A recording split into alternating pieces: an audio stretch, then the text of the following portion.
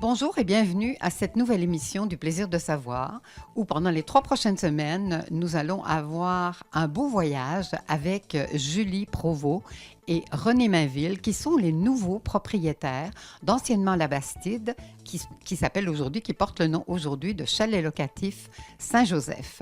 Bonjour Julie. Bonjour Mary. Bonjour René. Bonjour Marie. Alors, René, peux-tu nous parler un peu de qu'est-ce qui va se passer pendant ces 3 semaines, la nouvelle vocation du Chalet Saint-Joseph? On va vous faire visiter le chalet aussi dans sa nouvelle rénovation. On va aussi vous faire découvrir un peu l'historique de la bâtisse. Dans la deuxième capsule, on va vous faire découvrir les services offerts qu'on va avoir ici pour vous. Et dans la troisième capsule, on va faire un survol des activités offertes par le chalet pour la région touristique et tous ces attraits touristiques qui sont offerts dans la région de Saint-Raymond et les environs. Merci René et bon voyage.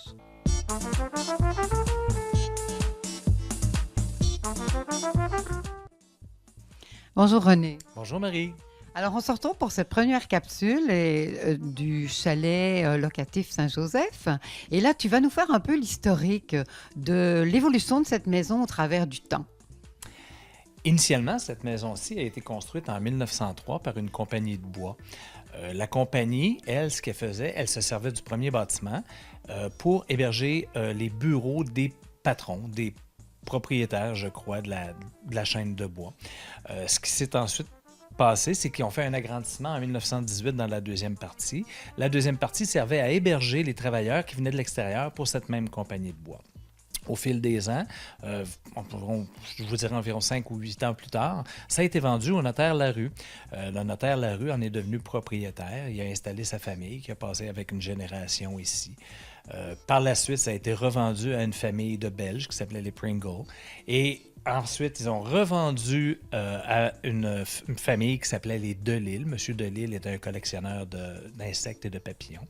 Par la suite, Pascal Cottet s'en est porté acquéreur dans le coin des années 2000 et il a transformé la maison, qui n'était plus une vocation résidentielle, en une vocation d'auberge. La vocation est venue avec l'hébergement et aussi la restauration parce que Pascal était anciennement un chef qui s'amusait à faire des plats extraordinaires et à faire découvrir les saveurs de la région. Par la suite, Pascal a revendu à des gens qui nous l'ont transféré comme un beau legs, on trouve, parce que ça a une valeur patrimoniale incroyable pour la région. Et c'est ce qui est devenu le chalet locatif, le Saint-Joseph. René, du temps de la Bastide, il y avait une location d'hébergement comme une auberge. C'était une auberge, ça portait ce nom-là d'ailleurs. Et, vous avez changé votre vision par rapport à ça. Alors, vous avez fait des transformations en fonction de ça. Est-ce que tu peux nous raconter un peu comment ça s'est déroulé? Ce qu'on voulait faire, c'était vraiment une nouvelle image pour la bâtisse en conservant la majeure partie de son cachet. Donc, ce qu'on a fait, c'est qu'on a refait des rénovations qui sont majeures dans le bâtiment. On a tout refait le revêtement extérieur. On a refait une bonne partie de l'électricité, de la plomberie. On a aménagé les pièces selon ce qu'il y avait à l'époque, mais au goût du jour pour la vocation qu'on voulait donner à l'auberge. L'ancienne auberge est maintenant le chalet. Donc, ce qu'on a fait, c'est un endroit plus convivial en aménageant des pièces comme des aires de repos, des grands salons, une salle à manger qui est commune pour toutes les activités qui peuvent se dérouler ici à l'intérieur. On a fait des chambres qui pouvaient héberger beaucoup plus de gens. Donc, présentement, on est parti d'une place qui pouvait héberger environ 14 personnes, où on a monté la capacité à environ 25 personnes quand il s'agit de familles. Donc, c'est des chambres avec des lits superposés, des lits doubles. Vous allez pouvoir le voir tout à l'heure et la découvrir en image. On a fait quelque chose vraiment plus chaleureux à l'intérieur, où les gens peuvent se retrouver en famille ou en mini-groupe pour toutes sortes d'activités qu'ils peuvent avoir. Donc, ça peut être des lacs à l'épaule, ça peut être des réunions familiales, des mariages. Ça se prête à toutes sortes d'occasions ici.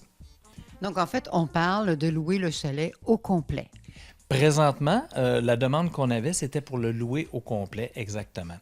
Il y a beaucoup de parties de Noël, des occasions qui s'organisent comme ça. Donc, jusqu'à la fin décembre, on a beaucoup de réunions familiales et des parties de Noël au début décembre. Par la suite, ce qui va arriver, c'est qu'on va recommencer à offrir l'hébergement avec des forfaits à partir du mois de janvier. Donc, des forfaits motoneige vont être disponibles. Il va y avoir aussi des forfaits pour les quads, des forfaits pour les vélos de montagne, où on va pouvoir offrir le déjeuner continental et des soupers à traiteur. Donc, on va offrir 4 ou 5 choix de repas qui vont être préparés d'avance et les gens vont pouvoir s'asseoir, accueillir leur souper avec une bonne bière locale et un feu de foyer pour relaxer, puis une bonne bouffe locale aussi. Mais quand tu parles de forfait, est-ce que ça inclut les activités touristiques qui vont avec ou non? Les activités touristiques sont à la discrétion de chacun.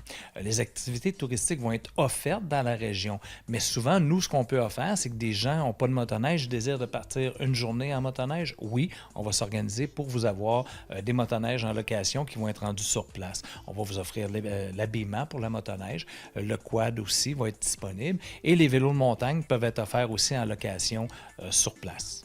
Donc, vous êtes en collaboration avec, vous développez une collaboration avec les gens ici du milieu qui peuvent être complémentaires à ce que vous offrez. Exactement. On fait des associations où les gens vont retrouver leur plaisir et leur bonheur dans tout ce qui peut être offert dans la région. Ils désirent faire de la pêche, mais on va s'organiser pour qu'ils puissent aller pêcher dans la rivière qui est à l'autre bout du terrain. Tout est possible. On va faire des forfaits et on va offrir des forfaits qui vont être, comment je vous dirais, montés selon les besoins des gens ou selon leurs désirs, ce qu'ils désirent découvrir de la région et ce qu'ils désirent faire dans la région aussi. Puis, il y a comme une anguille sous roche, là. J'ai entendu parler de mini-maison. C'est un nouveau développement qui va s'en venir prochainement. C'est un projet qui est en développement, qui va être probablement fonctionnel au printemps. On est un peu limité par rapport au temps de la saison, au mois de septembre. On ne pourra pas faire toutes les infrastructures cette année. Il y a plusieurs permis à demander aussi. Donc, oui, il va y avoir quelques mini-maisons qui vont être installées dans la cour ici, mais on veut conserver quand même une bonne partie du cachet de la cour pour justement que les gens en profitent pour les mariages et les activités extérieures. Donc, ils vont être éparpillés un peu partout, mais surtout dans la région boisée et sur le côté où ça ne bloque pas la vue qu'on a sur le terrain. Il va y avoir quelques maisons. Ces maisons-là vont être offertes aussi en location pour des mini-groupes, des groupes qui vont être plus restreints, des amis qui veulent être 4 ou 6 dans un chalet et s'occuper eux-mêmes de toutes leurs choses pour la fin de semaine. La nourriture, l'hébergement, une petite réunion de famille avec une petite famille qui est de passage dans la région. C'est vraiment ce qu'on va offrir avec ces mini-maisons. Mais quand on loue une mini-maison, est-ce qu'on a accès quand même au chalet locatif ou pas?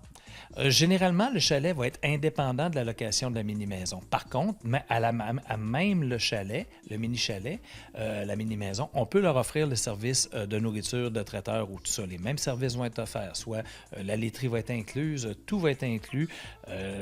Toutes les activités de la région vont être abordables aussi. Ils peuvent partir d'ici en motoneige, en skidoo, en 4 roues, en ce que vous voulez. Là, ils vont pouvoir avoir accès à toutes les activités offertes de la région.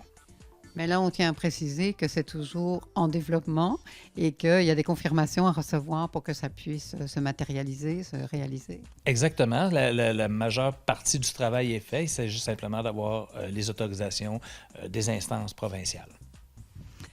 Bon, mais alors, pour ce qui est, avez-vous d'autres choses que j'aurais oublié de vous demander pour que ce soit complet par rapport à l'hébergement? Par rapport à l'hébergement, la seule chose, c'est que c'est vraiment offert pour le chalet principal, le chalet locatif. C'est offert pour les gens qui veulent avoir des réunions familiales beaucoup. On veut beaucoup axer là-dessus et beaucoup axer sur les groupes restreints où ils vont retrouver une chaleur qu'ils ne retrouveraient pas dans d'autres sortes d'hébergements. Ils peuvent faire leur propre nourriture, ils peuvent vraiment s'accommoder eux-mêmes de la place et de la région. Ça devient une grosse maisonnée chaleureuse où les gens vont y retrouver leur compte. Alors René, merci beaucoup. Puis on se retrouve la semaine prochaine pour une autre capsule où là, on va parler des services offerts au chalet locatif Saint-Joseph. C'est un rendez-vous, j'ai bien hâte de vous revoir.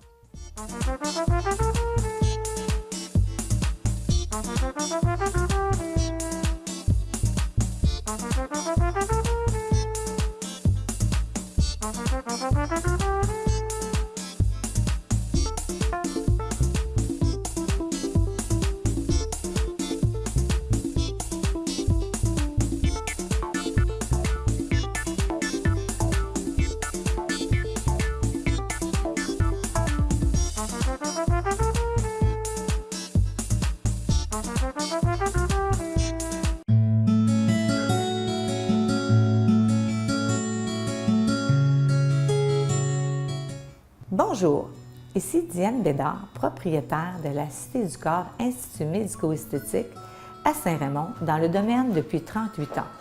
Il me fait plaisir de vous accueillir dans mon institut pour vous présenter les différents soins offerts. Les capsules qu'on va vous présenter vont comporter des vidéos qui sont à titre informatif. Je vais commencer en vous proposant les soins qu'on vous offre. Alors, il y a l'épilation, qui est soit au laser, à l'électrolyse, à la cire, à la pince. Il y a la microdermabrasion, qui sont des sablages de surface, qui sont soit par ordinateur, par cristaux ou par corindon. Ensuite, il va y avoir le BBL, qui est une lumière pulsée pour la coupe rose, la rosacée, les taches et l'acné, qui est un IPL de type professionnel. Ensuite, il va y avoir la radiofréquence, qui est pour la cellulite, ainsi que plusieurs autres services qui vont vous plaire, j'en suis certaine. Je vous invite à suivre nos capsules. Merci. Bonjour Diane. Bonjour Marie. Alors, on se retrouve pour une chronique. Une chronique, cette fois-ci, qui va traiter de la technique BBL. Moi, quand j'ai vu ça, je me suis dit, mon Dieu, ça ressemble à un anagramme d'une banque, là. Non, non, c'est pas ça. Donc, en fait, technique BBL, on sait qu'on a une peau unique, on sait qu'on a des caractéristiques de peau duquel on n'est pas tous souvent trop fiers, avec lequel on n'aime pas toujours de vie, mais avant, on ne pouvait rien faire pour ça. Tandis que toi, maintenant, avec de la haute technologie, tu as rentré vraiment une technique qui peut, à tout âge, aller rectifier ou du moins traiter ce genre de propriété-là. Oui, le BBL, dans le fond, c'est une lumière pulsée. C'est un IPL de grade médical qui se trouve avoir 2 lampes au lieu d'une, comme les IPL traditionnels. Alors, ça prend 2 fois moins de visites et 2 fois plus de résultats. C'est une lumière qui se trouve à pénétrer à l'intérieur de la peau qui peut traiter plusieurs caractéristiques. Alors, les caractéristiques de peau, peux-tu nous en nommer? Là? On a déjà entendu ça, mais je pense que ce serait bien que tu nous les énumères. Alors, très important de savoir que les taches pigmentaires, ça se traite très bien. La rosacée, la coupe rose, l'anti-âge, ainsi que l'acné. Est-ce que les taches de naissance, ça rentre là-dedans? Non. Les taches de naissance, ça fait partie de ton ADN. Alors, tu es venu au monde avec. C'est pas quelque chose qui s'est fabriqué à l'intérieur. Ça se traite pas. On peut les pâlir, mais on ne peut pas les enlever. Donc, et quand on disait à tout âge, est-ce que quand on est enfant, on a aussi ce genre de caractéristiques-là? Est-ce que ça peut se traiter? Il n'y a pas d'âge pour traiter la peau. Quand il y a une problématique, on consulte, puis on va évaluer, voir si on peut le faire ou pas. C'est sûr, il faut évaluer, il faut prendre connaissance de l'état de santé des gens, le bilan, l'âge, c'est sûr, mais pourquoi c'est arrivé là? Si je ne peux pas rien faire, je vais référer au dermatologue, là. Tu sais, il y a vraiment une conscience professionnelle là, ici, là. C'est d'ailleurs pour ça que la clinique est une clinique médico-esthétique. Donc, je suppose que tu travailles aussi avec le corps médical. Oui, oui, ici, on est avec Dr Caroline Pelletier, qui est en collaboration avec moi. Alors, c'est pour ça qu'on peut se permettre d'avoir des équipements de haute technologie comme ça. Fait que je vais revenir. Le BBL, c'est important, je vais en parler parce que c'est vraiment un appareil mondialement reconnu comme étant le meilleur au monde. C'est pas n'importe quoi. Puis, ça travaille tellement bien. Aussitôt que tu as un traitement, une visite de fait, tout de suite, ça fait « wow ». Est-ce que c'est douloureux? C'est pas vraiment douloureux. C'est juste que ça va avoir un inconfort lors de la chaleur qui va pénétrer à l'intérieur. Il va y avoir des gens qui vont faire un petit peu d'enflure le lendemain. Il y en a d'autres qui vont desquamer un petit peu, mais il n'y a rien vraiment d'inconfortable. J'ai fait de tous les âges, là. Des personnes hyper nerveuses, je les mets en confiance et puis ça va super bien. Est-ce qu'il faut plusieurs traitements? Je veux dire, ça s'étale sur une durée de combien de temps? Première des choses, selon le bilan santé, selon ce que je vais décider dans le protocole, on va voir, ça peut prendre de 1, 3, jusqu'à 3 visites. Et aussi, bien, il faut aussi traiter avec des produits, des fois, en alternance. Et les visites sont entre 3 semaines et 1 mois d'intervalle. Parce que le résultat, l'appareil travaille 3 semaines à l'intérieur des tissus. C'est quand même rapide, hein? Tu sais, 1 à 3 visites. Je pensais que ça allait s'étaler peut-être sur 6, 8, 10, là, non? Si on travaille avec un IPL standard, oui, ça va aller de 5, 6, 7 visites pour arriver au même résultat que le BBL. Le BBL, pour les gens, ils vont dire ah, IPL, BBL, c'est quoi le... Bien, le BBL, dans le fond, c'est vraiment le Born Band Light. Ils l'appellent comme ça. C'est la lumière, la large bande de lumière qui est vraiment différent pour le différencier d'un IPL standard. C'est juste ça. Quand on a reçu notre traitement, est-ce qu'on peut aller au soleil, par exemple? Il faut attendre minimum 2 semaines avant d'aller au soleil. Il faut mettre des bons produits, une bonne crème solaire. Bien, c'est un peu pour ça aussi qu'on a décidé de rentrer une ligne qui va faire les suivis de ces traitements-là, qui est la ligne Allumier MD. OK, c'était ma prochaine question, c'est de dire, bon, est-ce qu'on peut continuer à mettre nos crèmes, je veux dire, dont on a l'habitude de servir? C'est toujours préférable, quand on paye des traitements de cette qualité-là, de s'offrir au moins une crème qui est complète ou qui suit la ligne directrice de notre soin. Alors, c'est pour ça que je conseille toujours des produits. Si les gens veulent finir le produit, bien, ils doivent m'emmener le contenant pour voir qu'est-ce que ça contient à l'intérieur. Il ne faut pas aller prendre un produit qui va aller à l'encontre de notre soin. Avant de continuer justement sur les produits, est-ce qu'il y a un moment particulier dans l'année où c'est indiqué de faire ce type de traitement? C'est sûr que je ne ferai pas ces traitements-là en été. C'est des traitements qui sont plus, on va commencer là à la fin septembre, début octobre, puis je vais terminer en avril. Parce qu'en terminant en avril, il faut que je sache que mon traitement dure 3 semaines dans ma peau, là. Fait qu'aussitôt qu'il va y avoir un peu trop de soleil, les gens veulent aller avec l'extérieur, parce que l'hiver, c'est toujours long, hein? On a hâte de sortir. Fait que non, c'est préférable de faire ça en hiver. Diane, tu nous parlais plus tôt des produits allumiers. Est-ce que ça veut dire quelque chose de particulier? Allumier veut dire illuminer. Ils ont choisi ce nom-là en voulant penser à une peau qui est rayonnante, qui est pure. Et en fait, bon, il y a toute une gamme de produits en fonction des différentes propriétés de peau. C'est ça tantôt que j'expliquais un peu, c'est que les produits sont vraiment adaptés aux services qu'on offre avec les équipements. Alors, quand tu as une problématique de peau qui est plutôt des taches pigmentaires, bien, tu vas avoir des produits qui sont vraiment adaptés et aussi, je vais avoir un soin qui va éviter de faire revenir ces taches-là. Là, tu me parlais, c'est quoi la composante de ces produits-là? Première des choses, Allumier, la base Allumier, c'est des peelings chimiques. Des peelings, bien, ça veut dire, c'est pour faire peler la peau. Et chimique, bien, c'est simplement parce que on se sert de la chimie des acides. OK. Ben oui. Là, le mot acide, là, ça fait peur. Hein? Alors, peux-tu un peu démystifier ça? Oui, je vais en parler parce que les acides, oui, on avait peur, même, je dirais, là, plusieurs années, on évitait les produits aux acides, on disait ça brûle la peau.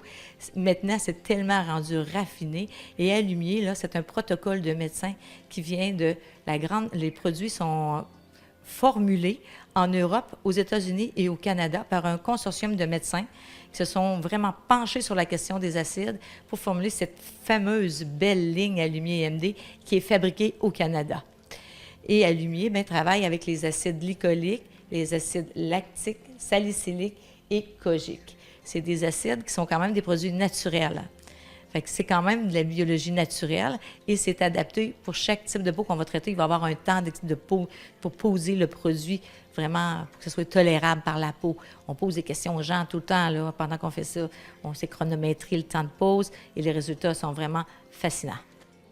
Donc, si j'ai bien compris, c'est un acide biologique qui va rencontrer notre biologie et qui va aller pour le mieux dans le raffinement d'un nouveau type, bien, peut-être pas d'un nouveau type de peau, mais de nouvelles propriétés de peau. Oui, ça va éclaircir. Tantôt, on a parlé d'allumier, ça veut dire illuminer, mais c'est vraiment pour éclaircir le teint, pour aller vraiment enlever les taches pigmentaires. L'acné, écoute, c'est génial. J'ai fait des traitements d'acné, là, c'est fabuleux. Fabuleux. Et l'acide salicylique, c'est une acide qui est vraiment faite pour ça et ça répond bien. Il y a des acides qu'il faut neutraliser aussi, là, et il y a des acides qu'on n'a pas besoin de neutraliser, qui vont faire affaire, qui vont travailler à long terme, tranquillement, oui. Alors, Diane, on arrive au bout de cette chronique. Alors, peux-tu nous donner comme le mot de la fin, là? Bien, je vous dirais que venez nous rencontrer pour vos caractéristiques de peau, pour aussi avoir plus d'informations sur les services. Comme on a dit, c'est à titre informatif. Alors, avec un bon bilan santé, ça va me faire plaisir de vous accueillir à la Cité du Corps pour tous vos problèmes de peau. Merci. Merci, Diane. Merci.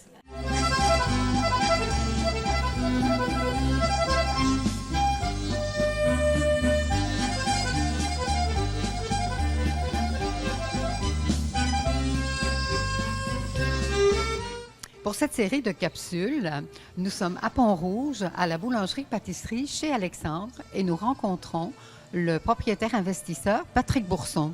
Bonjour Patrick. Oui, bonjour JSR, bonjour au comté de Portneuf. Donc c'est une affaire familiale à la base. Nous avons décidé avec mon épouse et puis mon fils de monter cette boulangerie puisque c'est un garçon qui était passionné par la pâtisserie. Aujourd'hui, nous sommes contents du résultat. Déjà, le bâtiment est très joli, il plaît à beaucoup de monde. Et puis l'intérieur est chaud, chaleureux, l'accueil est bon. Donc les gens sont très contents d'avoir boulangerie-pâtisserie chez Alexandre à Pont-Rouge. On a entendu déjà qu'il y allait avoir des extensions. Oui, Saint-Raymond, Donnacona. Nous allons travailler avec le boucher de Sainte-Catherine, la vieille boucherie de Sainte-Catherine. Donc ça commence à prendre place sur le comté et puis même au-delà. On a bien hâte de découvrir ça dans nos 3 capsules. Oui, on va voir ça ensemble. Merci. Patrick, la politique de vente est une des forces de l'entreprise. Est-ce que tu peux nous parler comment ça s'est développé pour toi?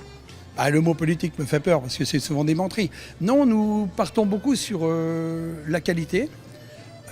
Pour moi, on va reprendre l'expression politique. La politique de vente, c'est apporter un maximum de confort à sa clientèle.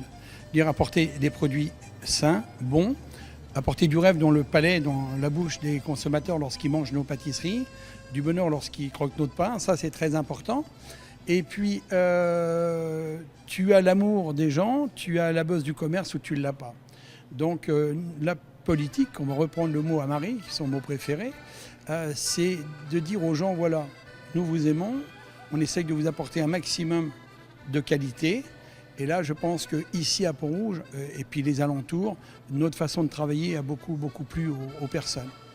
Je suis dur avec les salariés parce que je veux avoir quelque chose de très confortable pour nos clients. Je dis toujours à mes salariés, vous savez, j'ai payé le bâtiment, j'ai bâti ce bâtiment, je vais vous embaucher, mais ceux qui vous font vivre, ce n'est pas moi, ce sont vos clients. Aimez vos clients et vos clients vous aimeront, respectez-les, vous respecteront.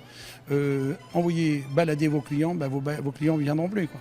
Donc il faut déjà aimer les gens et puis ensuite leur apporter un maximum de confort. C'est la politique interne à la vente.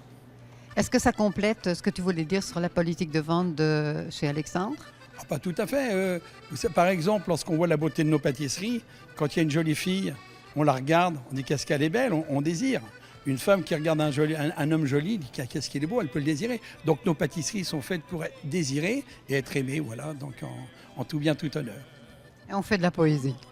Non, la poésie, c'est pas ça. Là, c'est un rapprochement de l'homme et de la femme, de la beauté et du goût. Chaque jour à celle qui m'attend, elle me garde son amour et nous nous marierons dès le prochain printemps.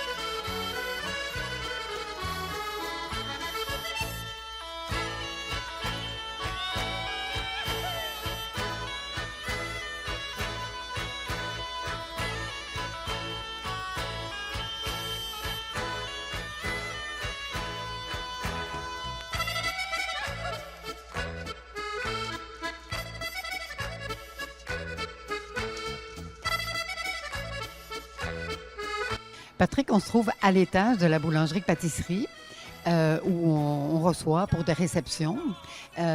Pourquoi chez Mario? On ne reçoit pas que pour les réceptions, les gens peuvent manger ici à tout instant. Là, chez Mario, c'est parce que Mario Lirette, mon grand ami Mario Lirette, qui est parti brutalement le 7 juin, il y a 2 ans, donc 2016, était mon grand ami et j'ai voulu rendre hommage à ce monsieur qui a fait beaucoup pour Saint-Raymond parce que c'était le propriétaire de Dion Moto, il ne faut pas l'oublier, propriétaire du T-Road. Il est venu 5 fois en France me voir développer justement les locations de motoneige, amener du monde là, sur Saint-Raymond, faire développer Saint-Raymond, et c'est un homme de cœur.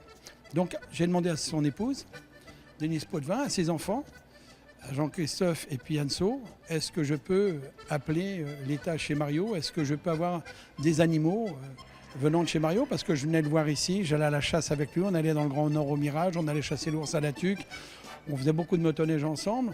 Donc, c'est un ami qui manque d'ailleurs, parce que c'est lui qui m'a appris à aimer les Québécois, Québécoises.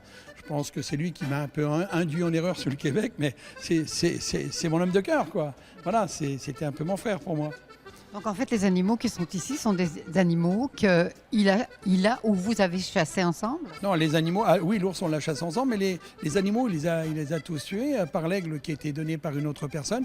Donc à sa mémoire, lui qui était grand chasseur et qui était un homme proche de la nature, j'ai voulu faire ça et je lui rends hommage. Je sais qu'il ne disparaîtrait pas, il ne va pas disparaître dans les 2 ans, 3 ans, dans 20 ans, ça s'appellera encore chez Mario, dans 30 ans chez Mario. Ses petits-enfants pourront venir se recueillir ici et tout, parce que Mario était quelqu'un de bien, je le répète. Voilà.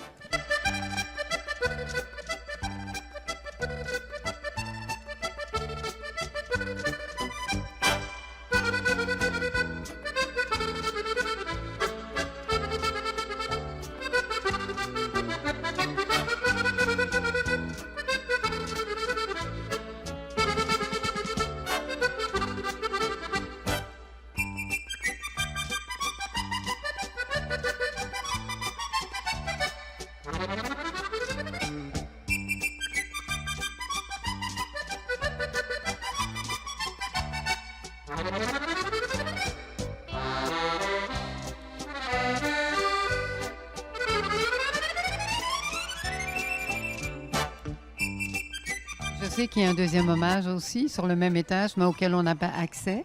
Et c'est aussi un de tes amis? Non, je n'ai pas connu Monsieur Genois. Moi, je suis chevalier de Colomb, 4e degré, député grand chevalier. Et Philippe Genois était un monsieur qui a créé avec Régent Leclerc le 3e degré de Saint-Basile.